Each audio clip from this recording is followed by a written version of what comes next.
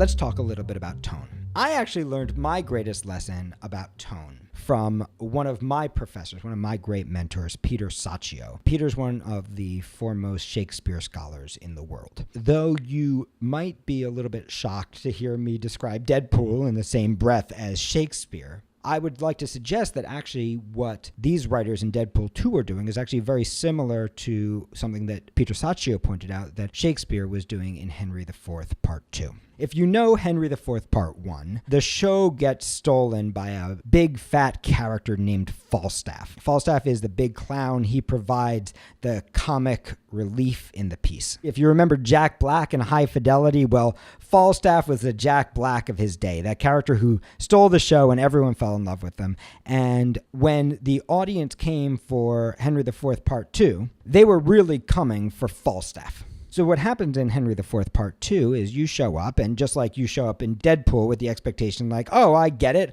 I'm going to get a very specific tone, and I'm going to get the relationship between Deadpool and Vanessa, and that's going to be fun. You come into Henry IV Part 2, and you expect that you're going to get to see Falstaff. Instead, it ends up right at the beginning of the film that Falstaff is dead.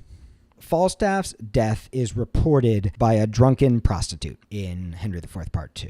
And her monologue is absolutely hilarious. It's played for comic relief. You get to the end of that monologue and you know Falstaff is dead, but you're having a great old time finding out. And what Peter Saccio did was he did a very deep reading of the monologue underneath that monologue, of the words underneath what the drunken prostitute is saying. See, she's so drunk she can barely string a sentence together. But his deep reading actually suggested one of the saddest monologues in history. In fact, Peter Saccio brought a lecture hall of about 250 students to tears with a deep reading of this very funny monologue, looking for the drama underneath. The story of a guy who's brought nothing but joy to everyone he's met, but who doesn't know it, and who is on his knees begging God for just a few more moments so that he could accomplish one thing that actually mattered in his life. So he gives this incredibly devastating monologue, the monologue underneath the comic monologue. And he had a theory. We don't know if this theory is true or not because we don't know Shakespeare, but it is certainly one of the great lessons that I took as a screenwriter. His theory was that Shakespeare had originally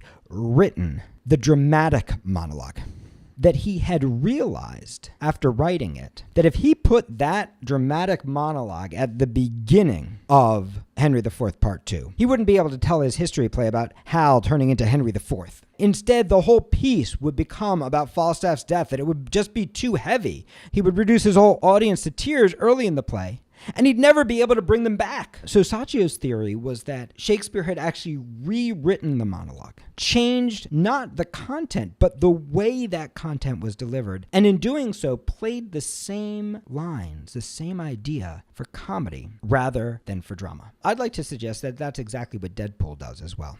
What Deadpool does is it applies a comic tone to all these incredibly powerful, serious ideas.